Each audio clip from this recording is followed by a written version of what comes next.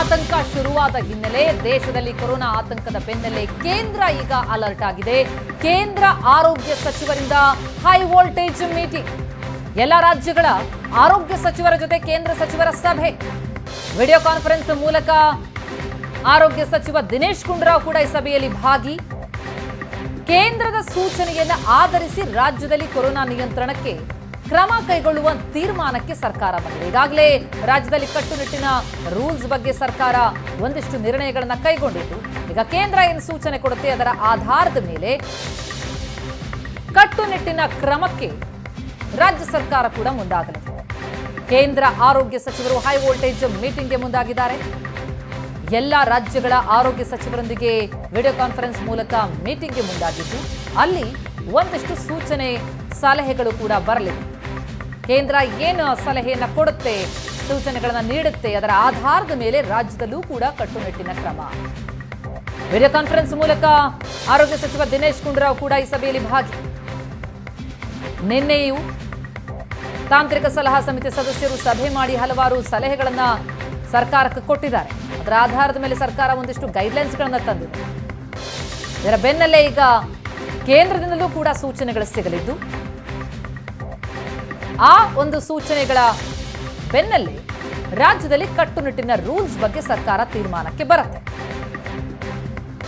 ಮತ್ತೆ ಕೊರೋನಾದ ಆತಂಕ ಶುರುವಾಗಿರುವ ಹಿನ್ನೆಲೆ ಈಗ ಕೊರೋನಾ ತಡೆಗೆ ಎಲ್ಲೆಡೆ ಹೈ ಅಲರ್ಟ್. ಕೇಂದ್ರ ಕೂಡ ಅಲರ್ಟ್ ಆಗಿದೆ. ಎಲ್ಲ ರಾಜ್ಯಗಳು ಯಾವೆಲ್ಲ ಸಿದ್ಧತೆಗಳು ಮಾಡಿಕೊಂಡಿವೆ ಅನ್ನೋದ್ರ ಬಗ್ಗೆ ಮಾಹಿತಿಯನ್ನು ಪಡೆದು ಹಲವು ಸಲಹೆ ಸೂಚನೆಗಳನ್ನು ನೀಡೋದಕ್ಕೆ ಮುಂದಾಗ್ತಾ ಇದೆ. ದೇಶಾದ್ಯಂತ ಕೊರೋನಾ ಸೋಂಕು ಹೆಚ್ಚಳ ಹಿನ್ನೆಲೆ ರಾಜ್ಯದಲ್ಲೂ ಕೂಡ ಕೊರೋನಾ ತಡೆಗೆ ಹೈ ಅಲರ್ಟ್. ರಾಜ್ಯದಲ್ಲಿ ಏನೆಲ್ಲ ಸಿದ್ಧತೆಗಳನ್ನು ಮಾಡಿಕೊಳ್ಳಲಾಗಿದೆ ಅನ್ನೋದ್ರ ಬಗ್ಗೆ ಕೇಂದ್ರಕ್ಕೆ ಮಾಹಿತಿಯನ್ನು ಕೊಟ್ಟಿದ್ದಾರೆ ಸಚಿವರು. ಕೊರೋನಾ ಎದುರಿಸೋದಕ್ಕೆ ಎಲ್ಲಾ ಸಿದ್ಧತೆಯನ್ನು ಮಾಡಿಕೊಳ್ಳಲಾಗಿದೆ. ಐಸಿಯು ವ್ಯವಸ್ಥೆ, ವೆಂಟಿಲೇಟರ್ ವ್ಯವಸ್ಥೆಯನ್ನು ಮಾಡಲಾಗಿದೆ ಅಂತ ಕೇಂದ್ರ ಸಚಿವರಿಗೆ ಮಾಹಿತಿ ಕೊಟ್ಟಿದ್ದಾರೆ ರಾಜ್ಯ ಆರೋಗ್ಯ ಸಚಿವ ದಿನೇಶ್ ಗುಂಡೂರಾವ್. ಕೇರಳದಲ್ಲಿ ಕೊರೋನಾ ಪ್ರಕರಣಗಳೇನು ಹೆಚ್ಚಾಗಿವೆ. ಹೀಗಾಗಿ ಕೇರಳ ಗಡಿಭಾಗದಲ್ಲಿ ಕರ್ನಾಟಕದ 4 ಜಿಲ್ಲೆಗಳು ಬರುತ್ತೆ. ಹೀಗಾಗಿ ರಾಜ್ಯದಲ್ಲೂ ಕೂಡ ನಾವು ಎಚ್ಚರಿಕೆಯನ್ನು ವಹಿಸಿದ್ದೀವಿ. ಸದ್ಯಕ್ಕೆ ಕರ್ನಾಟಕದಲ್ಲಿ ಯಾವುದೇ ಭಯಪಡುವಂತಹ ಪರಿಸ್ಥಿತಿ ಇಲ್ಲ. ಜೊತೆಗೆ ಎಲ್ಲ ಸಿದ್ಧತೆಗಳನ್ನು ಮಾಡಿಕೊಳ್ಳಲಾಗಿದೆ. ಕೋವಿಡ್ ಟೆಸ್ಟಿಂಗ್ ಹೆಚ್ಚು ಮಾಡಿದ್ದೇವೆ.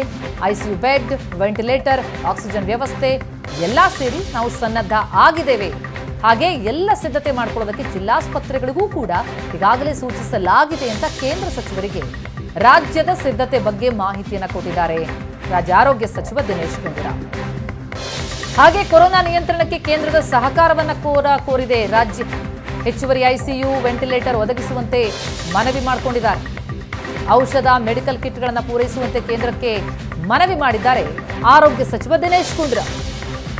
ಎಲ್ಲ ರಾಜ್ಯಗಳ ಆರೋಗ್ಯ ಸಚಿವರೊಂದಿಗೆ ಕೇಂದ್ರ ಆರೋಗ್ಯ ಸಚಿವರು ಮೀಟಿಂಗ್ಗೆ ಮುಂದಾಗಿದ್ದು, ಆ ಸಂದರ್ಭದಲ್ಲಿ ರಾಜ್ಯದ ಪರಿಸ್ಥಿತಿ ಮತ್ತು ರಾಜ್ಯದಲ್ಲಾಗಿರುವ ಸಿದ್ಧತೆಗಳ ಬಗ್ಗೆ ಮಾಹಿತಿಯನ್ನ ಕೇಂದ್ರ ಸಚಿವರಿಗೆ ನೀಡಿದ್ದಾರೆ ಆರೋಗ್ಯ ಸಚಿವ ದಿನೇಶ್ ಗುಂಡೂರಾವ್.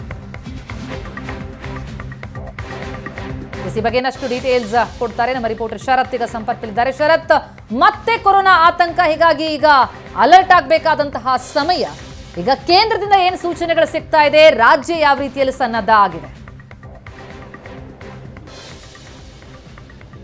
ಪ್ರತಿಮಾ, ಕೇರಳ ಸೇರಿದಂತೆ ರಾಜ್ಯದ ಬೇರೆ ಬೇರೆ ರಾಜ್ಯಗಳಲ್ಲೂ ಕೂಡ ಕೋವಿಡ್ ಸಂಖ್ಯೆ ಹೆಚ್ಚಾಗ್ತಾ ಇರುವ ಹಿನ್ನೆಲೆಯಲ್ಲಿ ಇವತ್ತು ಕೇಂದ್ರ ಆರೋಗ್ಯ ಸಚಿವರು ಎಲ್ಲ ರಾಜ್ಯಗಳ ಆರೋಗ್ಯ ಸಚಿವರ ಸಭೆಯನ್ನು ನಡೆಸಿದರು. ಈಗಷ್ಟೇ ನಮ್ಮ ರಾಜ್ಯದ ಕೂಡ ಮಾಹಿತಿಯನ್ನು ಕೇಂದ್ರ ಆರೋಗ್ಯ ಸಚಿವರು ಮಾಹಿತಿಯನ್ನು ಪಡೆದುಕೊಂಡಿದ್ದಾರೆ. ಪ್ರಮುಖವಾಗಿ ಕೇರಳದಲ್ಲಿ ಹೆಚ್ಚಾಗ್ತಾ ಇರುವ ಹಿನ್ನೆಲೆಯಲ್ಲಿ ಮೊದಲೇ ಭಾಗವಾಗಿ ಕೇರಳ ಆರೋಗ್ಯ ಸಚಿವರಿಂದ ಕೇಂದ್ರ ಆರೋಗ್ಯ ಸಚಿವರು ಮಾಹಿತಿಯನ್ನು ಪಡ್ಕೊಂಡ್ರು. ತದನಂತರ ನಮ್ಮ ರಾಜ್ಯದಲ್ಲೂ ಕೂಡ ಅಂದರೆ ದಿನೇಶ್ ಗುಂಡೂರಾವಿಂದನೂ ಕೂಡ ಒಂದಿಷ್ಟು ಮಾಹಿತಿಯನ್ನು ತೆಗೆದುಕೊಂಡಿದ್ದಾರೆ. ದಿನೇಶ್ ಗುಂಡೂರಾವ್ ಒಂದಿಷ್ಟು ವಿವರಣೆಯನ್ನು ನೀಡಿದರು. ರಾಜ್ಯದಲ್ಲಿ ತೆಗೆದುಕೊಂಡಿರುವಂತಹ ಕ್ರಮಗಳೇನೇನು, ಈಗಾಗಲೇ ಮಾರ್ಗಸೂಚಿಯನ್ನು ಕೂಡ ಹೊರಡಿಸಲಾಗಿದೆ. ಕೇರಳದಲ್ಲಿ ಕೋವಿಡ್ ಸಂಖ್ಯೆ ಹೆಚ್ಚಳ ಆಗಿರೋ ಹಿನ್ನೆಲೆಯಲ್ಲಿ ನಮ್ಮ ರಾಜ್ಯದಲ್ಲಿ ಅಂದರೆ 4 ಜಿಲ್ಲೆ ಗಡಿಭಾಗ ಬರುತ್ತೆ. ಸೊ ಅಲ್ಲೆಲ್ಲ ಏನೆಲ್ಲ ಕ್ರಮಗಳನ್ನು ಕೈಗೊಂಡಿದ್ದೀವಿ ಅಂತ ಕೇಂದ್ರದ ಆರೋಗ್ಯ ಸಚಿವರಿಗೆ ವಿವರಣೆ ನೀಡಿದ್ರು. ಈಗಾಗಲೇ ಜಿಲ್ಲಾಸ್ಪತ್ರೆಗಳಿಗೆ ಏನು ಸೂಚನೆಯನ್ನು ಕೊಟ್ಟಿದ್ದೀವಿ, ವೆಂಟಿಲೇಟರ್, ಬೆಡ್ ವ್ಯವಸ್ಥೆ, ಆ ಥರದ್ದು ಎಲ್ಲ ರೀತಿಯಾದಂಥ ಮುಂಜಾಗ್ರತಾ ಕ್ರಮಗಳನ್ನು ನಮ್ಮ ರಾಜ್ಯದಲ್ಲಿ ತೆಗೆದುಕೊಂಡಿದ್ದೀವಿ. ಸದ್ಯಕ್ಕೆ ನಮ್ಮ ರಾಜ್ಯದಲ್ಲಿ ಯಾವುದೇ ರೀತಿಯಾದಂಥ ಪ್ಯಾನಿಕ್ ಆಗುವಂಥ ಸ್ಥಿತಿ ಇಲ್ಲ. ಆದರೆ ಕೇರಳ ಮತ್ತು ಬೇರೆ ಬೇರೆ ರಾಜ್ಯಗಳಲ್ಲಿ ಹೆಚ್ಚಾಗಿರುವ ಹಿನ್ನೆಲೆಯಲ್ಲಿ ಹಿನ್ನೆಲೆಯಲ್ಲಿ ನಮ್ಮ ರಾಜ್ಯದಲ್ಲಿ ಏನೆಲ್ಲ ಮುಂಜಾಗ್ರತಾ ಕ್ರಮಗಳನ್ನು ತೆಗೆದುಕೊಂಡಿದ್ದೀವಿ ಅನ್ನೋದನ್ನು ಇವತ್ತಿನ ವರ್ಚುವಲ್ ಸಭೆಯಲ್ಲಿ ವಿವರಿಸಿದ್ದಾರೆ. ಹಾಗೆ ಕೇಂದ್ರ ಸಚಿವರ ಜೊತೆ ಒಂದು ಸಹಕಾರವನ್ನು ಕೂಡ ದಿನೇಶ್ ಗುಂಡೂರಾವ್ ಕೋರಿದ್ದಾರೆ. ಅಂದರೆ ಮುಂದಿನ ದಿನಗಳಲ್ಲಿ ಒಂದು ವೇಳೆ ಸೋಂಕಿನ ಪ್ರಮಾಣ ಹೆಚ್ಚಾದಂಥ ಸಂದರ್ಭದಲ್ಲಿ ಅವಾಗ ಅಗತ್ಯ ಬಿದ್ದಾಗ ತಮ್ಮ ಸಹಕಾರ ಬೇಕು ಅಂತಲೂ ಕೂಡ ಇವತ್ತಿನ ಸಭೆಯಲ್ಲಿ ದಿನೇಶ್ ಗುಂಡೂರಾವ್ ಕೋರಿಕೆಯನ್ನು ಕೊಟ್ಟಿದ್ದಾರೆ. ಕೇಂದ್ರದಿಂದ ನಿಮ್ಮ ಎಲ್ಲ ಸಹಕಾರ ನಮಗೆ ಬೇಕು, ಎಸ್ಪೆಷಲಿ ವೆಂಟಿಲೇಟರ್ ಮತ್ತು ಔಷಧಿ ಉಪಕರಣಗಳು ಏನಿದಾವೆ ಅವು ಸೂಕ್ತ ಸಂದರ್ಭದಲ್ಲಿ ನಮಗೆ ಬೇಕಾಗುತ್ತೆ. ಸೊ ಹೀಗಾಗಿ ನಮಗೆ ಸಹಕಾರ ಕೊಡಿ ಅನ್ನೋದನ್ನ ಕೂಡ ಇವತ್ತಿನ ಸಭೆಯಲ್ಲಿ ವಿವರಿಸಿದ್ದಾರೆ. ತದನಂತರ ಇವತ್ತಿನ ಎಲ್ಲಾ ರಾಜ್ಯಗಳ ಆರೋಗ್ಯ ಸಚಿವರ ಸಭೆ ಆದ ನಂತರ ಕೇಂದ್ರದಿಂದನೂ ಕೂಡ ಒಂದಿಷ್ಟು ಸಲಹೆ ಸೂಚನೆಗಳು ಸಿಗುವಂತ ಸಾಧ್ಯತೆ ಇದೆ. ಈಗಾಗಲೇ ನಮ್ಮ ರಾಜ್ಯದಲ್ಲಿ ಒಂದು ಮಾರ್ಗಸೂಚಿಯನ್ನು ಕೂಡ ಹೊರಡಿಸಲಾಗಿದೆ. ಆದಾಗ್ಯೂ ಕೂಡ ಕೇಂದ್ರದಿಂದ ಇವತ್ತೆಲ್ಲ ರಾಜ್ಯಗಳಿಂದ ಒಂದಿಷ್ಟು ಮಾಹಿತಿ ಪಡ್ಕೊಂಡ ನಂತರ ಕೇಂದ್ರದಿಂದನೂ ಕೂಡ ಒಂದಿಷ್ಟು ಸೂಚನೆಗಳು ಕೊಡಬಹುದು. ಸೊ ಅದಕ್ಕಾಗಿ ಇವತ್ತು ಎಲ್ಲ ರಾಜ್ಯಗಳಿಂದನೂ ಕೂಡ ಏನೆಲ್ಲ ಮುಂಜಾಗ್ರತೆಗಳನ್ನು ಕೈಗೊಂಡಿದ್ದೀರಾ, ಯಾವ ರೀತಿ ಇದೆ ಪರಿಸ್ಥಿತಿ ಅನ್ನೋದನ್ನ ಕೇಂದ್ರ ಆರೋಗ್ಯ ಸಚಿವರು ಎಲ್ಲ ಆರೋಗ್ಯ ಸಚಿವರಿಂದ ಮಾಹಿತಿಯನ್ನು ಪಡೆಯುತ್ತಿದ್ದಾರೆ. ಈಗಾಗಲೇ ಕೇರಳ ಮತ್ತು ಕರ್ನಾಟಕ ತಮಿಳುನಾಡು ಸೇರಿದಂತೆ 4-5 ಜಿಲ್ಲೆಗಳಿಂದ ರಾಜ್ಯಗಳಿಂದ ಈಗಾಗಲೇ ಮಾಹಿತಿಯನ್ನು ಪಡ್ಕೊಂಡಿದ್ದಾರೆ. ಉಳಿದ ಎಲ್ಲ ರಾಜ್ಯಗಳ ಪರಿಸ್ಥಿತಿಯನ್ನು ಕೂಡ ಆಲಿಸ್ತಾ ಇದ್ದಾರೆ. ಅದಾದ ಬಳಿಕ ಕೇಂದ್ರದಿಂದ ಒಂದು ಅಗತ್ಯ ಸಲಹೆ ಸೂಚನೆಗಳು ಸಿಗಬಹುದು.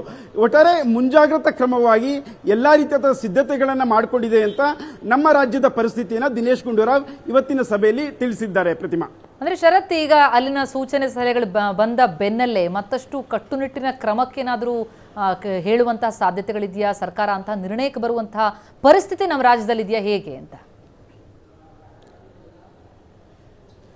ಸದ್ಯಕ್ಕೆ ಇವತ್ತಿನ ಸಭೆಯಲ್ಲಿ ನಮ್ಮ ಆರೋಗ್ಯ ಸಚಿವರೇ ಹೇಳಿದಂತೆ ಸದ್ಯಕ್ಕೆ ಪ್ಯಾನಿಕ್ ಆಗುವಂತ ಪರಿಸ್ಥಿತಿಯಲ್ಲಿಲ್ಲ. ಎಲ್ಲ ರೀತಿಯಾದಂಥ ಮುಂಜಾಗ್ರತಾ ಕ್ರಮಗಳನ್ನು ತೆಗೆದುಕೊಳ್ತಾ ಇದ್ದೇವೆ.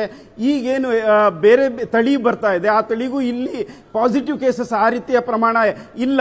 ಸೊ ಹಾಗಾಗಿ ಕೇಂದ್ರದಿಂದ ಯಾವ ರೀತಿ ಗೈಡ್ಲೈನ್ಸ್ ಬರುತ್ತೆ ಗೊತ್ತಿಲ್ಲ. ಯಾಕೆಂದರೆ ಕೇರಳ ಮತ್ತು ತಮಿಳುನಾಡು ಹೊರತಾಗಿ ಗುಜರಾತ್ ಈ 3 ರಾಜ್ಯಗಳು ಹೊರತಾಗಿ ಎಲ್ಲ ಕಡೆ ಕಡಿಮೆ ಇದೆ.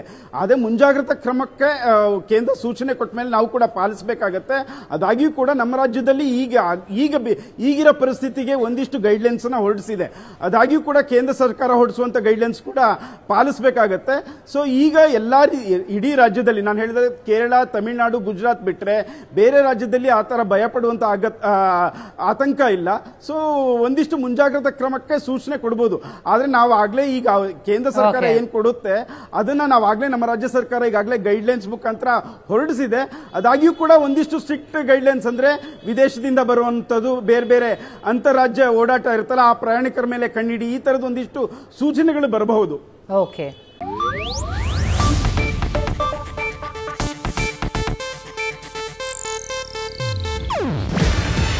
ಇದು ಏಷ್ಯಾನೆಟ್ ನ್ಯೂಸ್ ನೆಟ್ವರ್ಕ್ ಪ್ರಸ್ತುತಿ. ನೀವು ನೋಡ್ತಿದ್ದೀರಾ ಏಷ್ಯಾನೆಟ್ ಸುವರ್ಣ ನ್ಯೂಸ್.